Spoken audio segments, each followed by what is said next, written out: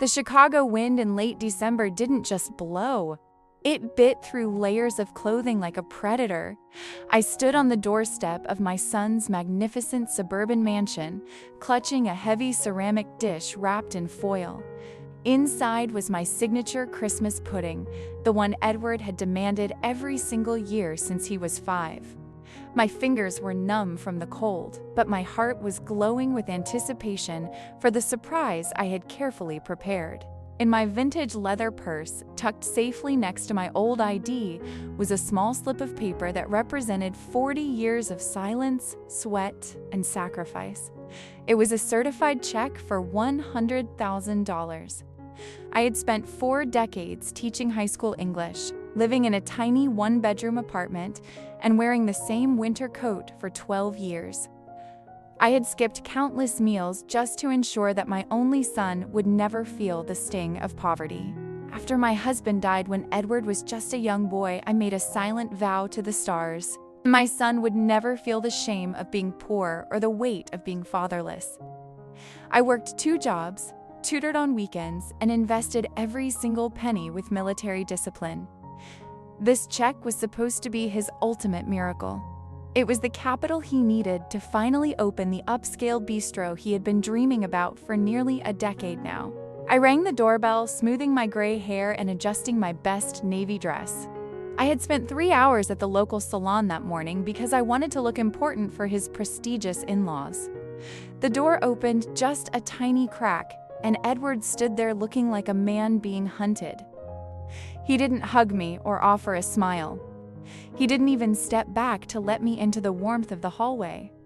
He just stared at me with wide, panicked eyes. "Mom? What are you doing here so early?" he whispered, glancing nervously over his shoulder into the brightly lit house. "Early?" "Edward, dear, the invitation clearly said 6 p.m., and it is exactly 5:55, I said, trying to maintain a brave smile despite the sudden, icy chill in my chest. He stepped outside onto the porch, closing the heavy oak door firmly behind him. We stood together in the freezing dark, isolated from the party inside. "Look, Mom, things got a bit complicated tonight," he said, avoiding my gaze. "Vanessa's parents brought some very high-profile business associates. There are real estate moguls, lawyers, and people who could really help my career." I nodded slowly, still not quite understanding the problem. "That's wonderful, honey. I'll be happy to meet them and hear their stories."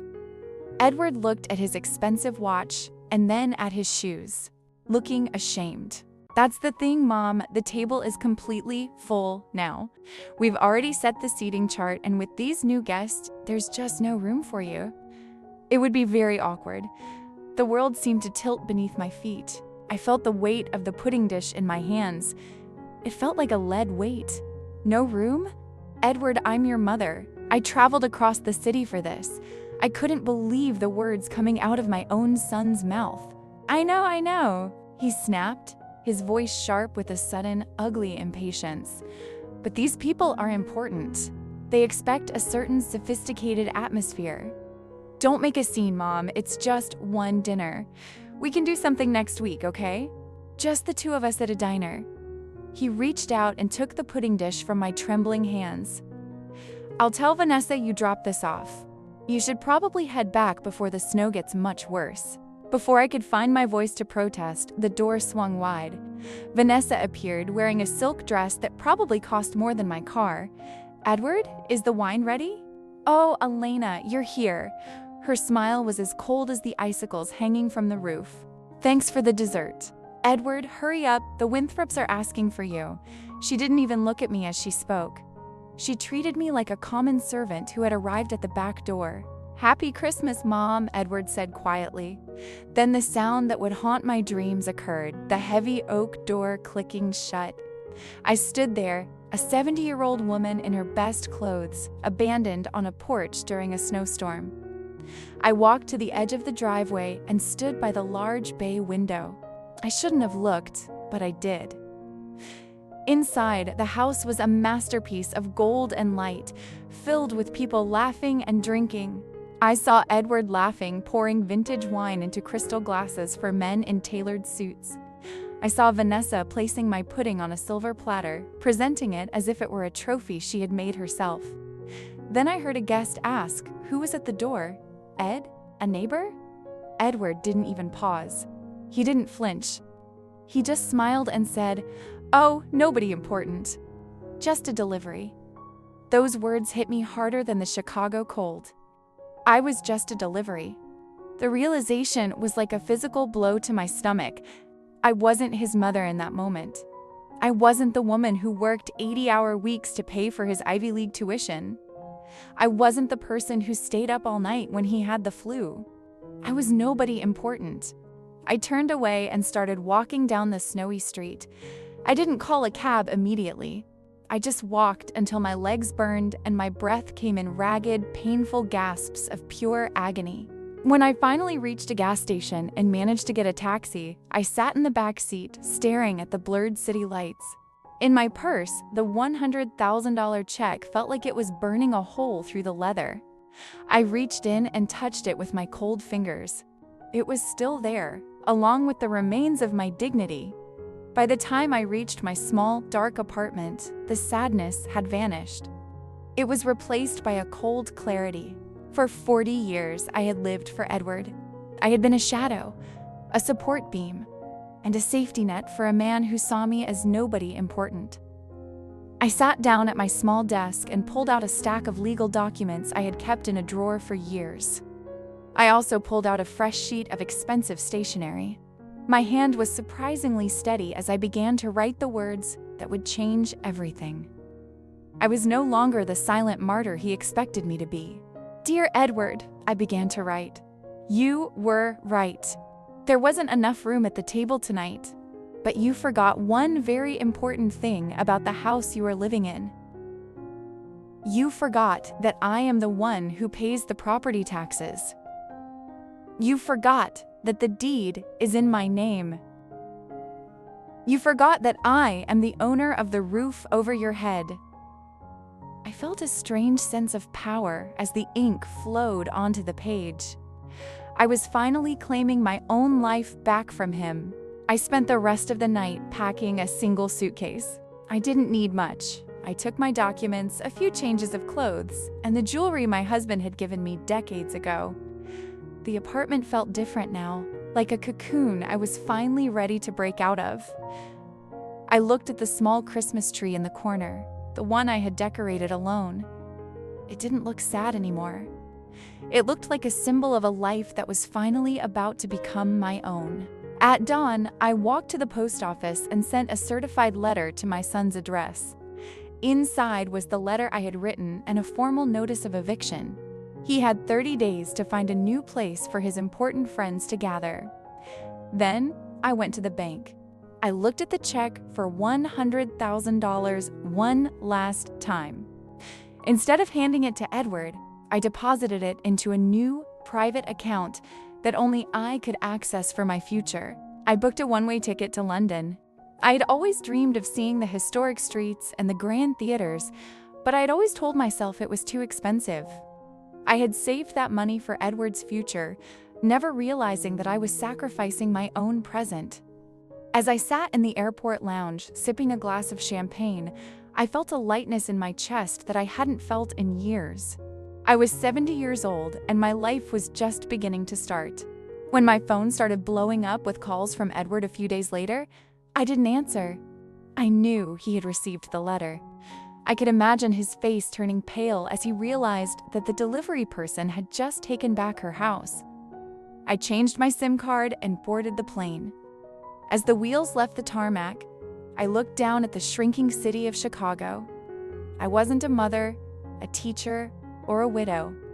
I was just Elena, a woman on an adventure. London was everything I had imagined and more. I stayed in a charming boutique hotel in Bloomsbury, surrounded by books and history.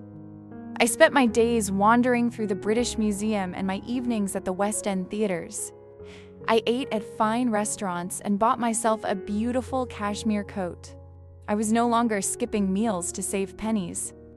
I was spending my hard-earned money on myself, and it felt absolutely delicious and very liberating. One afternoon, while sitting in a small cafe near Covent Garden, I decided to check my old email account. There were dozens of messages from Edward, each one more frantic than the last. "Mom, where are you?" The lawyers said the eviction is legal. Vanessa is losing her mind. We can't afford to move right now. Please call me. I read the words, but they didn't hurt me anymore. He was finally facing the reality of the world he had built on my back. I sent a short, simple reply. "Dear Edward, I am safe and happy. I have decided to use the money I saved for your bistro to fund my own travels instead. Since there was no room for me at your table, I have decided to build my own table in a different part of the world. You are an adult, and it is time you learned how to provide for yourself and your wife. Do not try to find me. I will contact you when I am ready." I clicked send and closed the laptop. I spent the next 3 months traveling through Europe. I saw the sun rise over the Seine in Paris and watched the sunset in the hills of Tuscany. I made friends with other travelers, people who saw me for who I was, not what I could provide. I realized that for 40 years I had been a prisoner of my own making. I had allowed my love for my son to become a cage. But now, the door was wide open and I was flying across the world with joy. In Rome, I met a man named Thomas. He was a retired architect from Scotland, and he had a laugh that sounded like music. We spent a week exploring the ruins together, sharing stories of our past lives. He told me about his children, who he loved but also kept at a healthy distance. "You can't pour from an empty cup, Elena," he told me over a bottle of red wine. It was a simple truth that I had ignored for far too long while raising my son alone. By the time I reached the coast of Greece, I felt like a completely different person. My skin was tanned, my eyes were bright, and the trembling in my hands had completely disappeared. I realized that Edward's betrayal had been the greatest gift he could have ever given me. It had forced me to stop being a martyr and start being a human being. I was no longer waiting for a seat at someone else's table. I was the owner of the entire restaurant now. I eventually moved to a small, sun-drenched villa in Portugal. I spent my mornings gardening and my afternoons writing my memoirs. I used the rest of my savings to buy the property outright. It was a place of peace, far away from the cold winds of Chicago and the cold heart of my son. I felt a sense of belonging that I had never found in my old life. I was surrounded by beauty, and for the first time in my life, I felt truly and deeply important. 1 year after that fateful Christmas, I received a letter through my lawyer. It was from Edward. He was living in a small apartment and working 2 jobs to make ends meet. Vanessa had left him shortly after the eviction, unable to handle a life without luxury. He wrote about how much he missed me and how much he regretted his actions. "I didn't realize that everything I had was because of you," he wrote. "I am so sorry for what I said that night. I sat in my garden, looking out at the Atlantic Ocean, and felt a quiet sense of peace. I did forgive him, but I also knew that I could never go back to being the woman I was before." I wrote him back, telling him that I was glad he was finally learning the value of hard work. I told him he was welcome to visit me one day, but only as a guest, and only if he understood that my life no longer revolved around him. I was finally the center of my own world. The next Christmas, Edward actually came to visit me in Portugal. He looked older, tired, and much more humble. He stood on my doorstep, not with a manipulative smile, but with a look of genuine respect. We sat at my table, and for the first time in our lives, we talked as equals. He told me about his struggles, and I told him about my adventures. There was plenty of room at the table that night, because I was the one who had set it for both of us. I realized then that my revenge wasn't about making him suffer. It was about making myself whole. By taking back my life, I had given him the chance to find his own. We didn't talk about the $100,000 or the house in Chicago. Those things were just symbols of a past that we had both outgrown. We talked about the future, and for the first time, it looked bright for both of us. I was no longer nobody important. I was Elena. The years that followed were the most fulfilling of my entire life. I continued to travel, exploring the corners of the world I had only ever read about in books. I became a mentor to young teachers and a grandmother figure to the children in my village. I learned that aging isn't about fading away. It's about burning brighter with the wisdom of the years. I had lost a son for a while, but I had gained a soul, and that was a trade I would make again. Edward eventually found his footing. He opened a small, successful bakery in a modest neighborhood. It wasn't the flashy bistro he had once dreamed of, but it was honest work that he was proud of. He learned that respect isn't something you get from business associates, it's something you earn through character. He visited me every summer, and each time he seemed more like the boy I had hoped he would become. Our relationship was finally based on truth. I often think about that cold night in Chicago. I think about the heavy pudding dish and the sound of the door clicking shut. I think about the phrase, "nobody important," echoing in the snowy air. I realize now that those words were the alarm clock I needed to wake up from a 40-year sleep. I am grateful for the cold, because it made me seek the warmth of my own spirit. I am grateful for the empty table, because it made me build a better one. My story is one of betrayal, but more importantly, it is one of reclamation. It is a reminder that it is never too late to start over, no matter how many years you have given away to someone else. Your life belongs to you, and your value is not defined by how much you can give to others. I am 75 now, and I have never felt more alive. I have a seat at every table I choose to sit at because I am the one who knows exactly what I am worth. The villa in Portugal became a haven for many people. I hosted writers' retreats and cooking classes, sharing the recipes and stories of my life.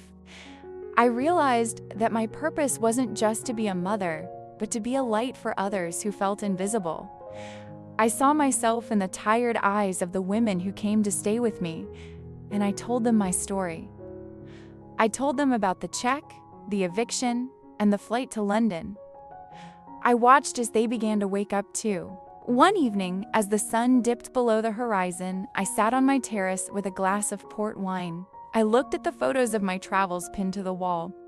There I was in front of the Eiffel Tower, riding a camel in Egypt and laughing with Thomas in Rome. Each photo was a victory. Each one was a testament to the woman who refused to stay hidden in the shadows of her son's greed. I was a traveler, a teacher, a friend, and most of all, I was free. Edward called me that night to tell me he had met someone new. Her name was Sarah, and she was a nurse who worked at the local hospital. "She's different, Mom," he said, his voice full of a new kind of warmth. "She doesn't care about luxury or status. She just cares about people." I smiled, feeling a sense of closure. He had finally found someone who saw the world the way I did. He had finally learned what was truly important in this short life. "I want you to meet her, Mom," he said. "Can we come to visit you this spring?" I agreed, but this time I didn't feel the need to prepare a grand surprise or a massive check. I just told him I would have a room ready and a simple meal on the table. I didn't need to buy his love anymore, and he didn't need to perform for mine. We were just two people who had survived a storm and found our way back to the shore. It was a simple, beautiful reality. When they arrived, I saw a change in Edward that I hadn't seen before. He looked at Sarah with a quiet, steady devotion that reminded me of my late husband. He helped me in the garden without being asked, and he listened to my stories with genuine interest. Sarah was kind and grounded, and she treated me with a respect that wasn't forced. We spent the week laughing and talking, and for the first time, I felt like I had a family that was whole. As they were leaving, Edward pulled me aside and hugged me tightly. "Thank you, Mom," he whispered. "Thank you for not giving me that check. If you had, I would have stayed the same person I was. You saved me by leaving me." I held him back, tears of a different kind stinging my eyes. "I didn't do it to save you, Edward," I told him honestly. "I did it to save myself, but I'm glad we both found our way home. We watched them drive away into the hills. I realized that the greatest lesson I ever taught my son wasn't found in a book or a classroom. It was taught on a cold porch in Chicago. It was the lesson of consequences and the lesson of self-worth. By standing up for myself, I had finally taught him how to stand up for himself. We were no longer bound by guilt and obligation. We were bound by a choice to be in each other's lives. And that was the most powerful connection of all in the end. My memoirs were eventually published under the title Nobody Important. It became a bestseller, much to my surprise. I received letters from all over the world from people who had been through similar situations. They thanked me for giving them the courage to set their own tables and to stop waiting for permission to exist. I realized that my personal pain had become a public source of strength. My life had a meaning far beyond what I ever imagined. I used the royalties from the book to start a scholarship fund for single mothers who wanted to go back to school. I wanted to give them the support I never had, the chance to build a career and a future without having to sacrifice every part of themselves. I named the fund after my late husband, but in my heart, it was a gift to every woman who had ever been told she wasn't important. It was my way of turning a bitter memory into a sweet reality. I am 80 years old now, and I still walk along the cliffs of Portugal every morning. My hair is completely white, and my skin is lined with the maps of my travels. I look at the ocean and think about the journey that brought me here. I think about the girl I was, the mother I became, and the woman I am now. I have no regrets. Even the betrayal was a necessary part of the story. It was the fire that forged the steel of my current, beautiful life. Edward and Sarah have a daughter now, a little girl named Alina. When I hold her in my arms, I see the future. I see a girl who will be raised to know her own worth from the very beginning. I see a girl who will never be told she isn't important. I tell her stories of the world, of the grand theaters of London and the ruins of Rome. I tell her that the world is big and beautiful, and that she has a place at any table she ever wishes to sit at. The house in Chicago was eventually sold to a lovely young couple who wanted to start a family. I like to think of them filling the rooms with laughter and warmth, creating a history that is different from the one I left behind. I kept the ceramic pudding dish, though. It sits on a shelf in my kitchen in Portugal, a reminder of where I came from and what I survived. It is no longer a symbol of rejection. It is a symbol of my ultimate liberation. I recently returned to London for a book signing. Standing on the stage, looking out at the faces in the audience, I felt a deep sense of gratitude. I saw women of all ages, their eyes shining with a shared understanding. I realized that we are all travelers on this earth, searching for a place to belong. I told them that the place they are looking for isn't in a house or a person. It's within themselves. I told them they are all very, very important. After the signing, I walked through the streets of Bloomsbury, the same streets I had wandered 5 years ago when I first left Chicago. I felt the same sense of wonder, but this time it was tempered with a deep, unshakable peace. I knew who I was, and I knew what I had accomplished. I was no longer running away from something. I was running toward everything. The world was open to me, and I was ready for whatever adventures were still waiting for me. I met Thomas for dinner that evening. He was still the same kind, funny man I had met in Rome. We talked about our lives and our families, and we laughed about the strange twists of fate that brought us together. He held my hand across the table, and I felt a quiet, steady happiness. I realized that love doesn't have to be a sacrifice. It can be a partnership. It can be a choice made by two people who are already whole within themselves. It was perfect. As I flew back to Portugal, I looked out the window at the clouds below. I thought about the $100,000 I had deposited 5 years ago. That money had bought me more than just travel and a house. It had bought me the time to find myself. It had been the price of my freedom, and it was the best investment I had ever made in my life. I was no longer saving for someone else's future. I was living my own beautiful, vibrant, and unpredictable present. I am often asked if I ever miss my old life in Chicago. I think about the school where I taught for 40 years, the neighbors I had known for decades, and the small apartment that was my home. I realized that I don't miss the life itself.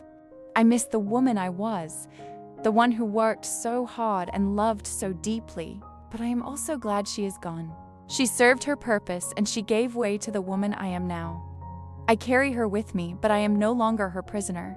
The little girl, Elena, is 5 years old now. She loves to bake with me in the kitchen, her small hands covered in flour. We make pasties de nata and talk about the stars. She tells me she wants to be an astronaut so she can see the world from above. I tell her that she can be anything she wants to be, as long as she remembers that she is the most important person in her own life. She looks at me with wide eyes and nods, and I know she understands me. Edward's bakery is doing well. He sends me boxes of his best pastries every month, and we talk on the phone every Sunday. He tells me about the new recipes he's trying and the challenges of running a small business. He sounds happy, grounded, and fulfilled.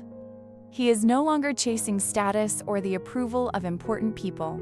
He is just a man who loves what he does and loves the people in his life. I am so incredibly proud of the man he has finally become. My villa in Portugal is now surrounded by a lush, vibrant garden. I have lemon trees, olive trees, and a sea of lavender that smells like heaven. I spend my days in the sun, listening to the sound of the ocean and the birds in the trees. I feel a deep connection to the earth and to the rhythm of life. I am at peace with my past, and I am excited for my future.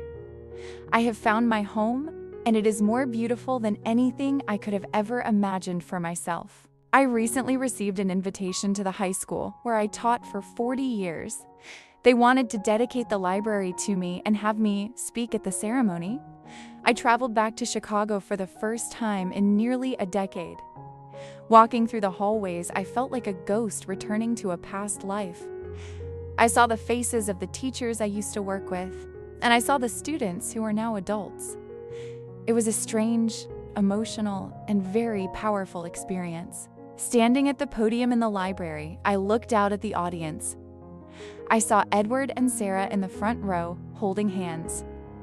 I saw my old colleagues and my former students. I spoke about the power of literature and the importance of finding your own voice. I told them that the most important story you will ever write is the story of your own life. I told them to never be afraid to turn the page, even if the current chapter is difficult. It was a moment of grace. After the ceremony, I walked through my old neighborhood. I saw the apartment building where I had lived for so long, and I saw the gas station where I had called the taxi on that fateful night. I didn't feel any bitterness or pain. I only felt a sense of closure. The city of Chicago was no longer a place of rejection. It was the place where I had finally found the courage to leave. It was the starting line of my true life. I said a silent goodbye and left.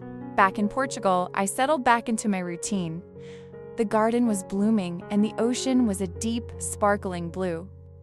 I felt a sense of belonging that I had never found anywhere else. I realized that my life was a masterpiece of my own making. I had taken the broken pieces of my past and turned them into something strong and beautiful. I was a survivor, a traveler, a writer, and a woman who was finally, completely, and gloriously free in every possible way. As I look back on the 75 years of my life, I am struck by the resilience of the human spirit. We are capable of so much more than we think. We can survive betrayal, loss, and the deepest kind of loneliness. We can find our way back from the edge of despair and build a life that is full of joy and purpose. We can learn to love ourselves enough to walk away from the people who don't see our worth. We can become exactly who we were meant to be.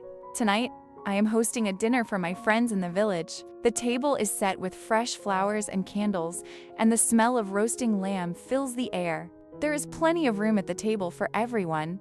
I sit at the head of the table, looking at the faces of the people I love. I am Elena, and I am important. Not because of what I can give, but because of who I am. And as we raise our glasses in a toast, I know that I am finally right where I belong.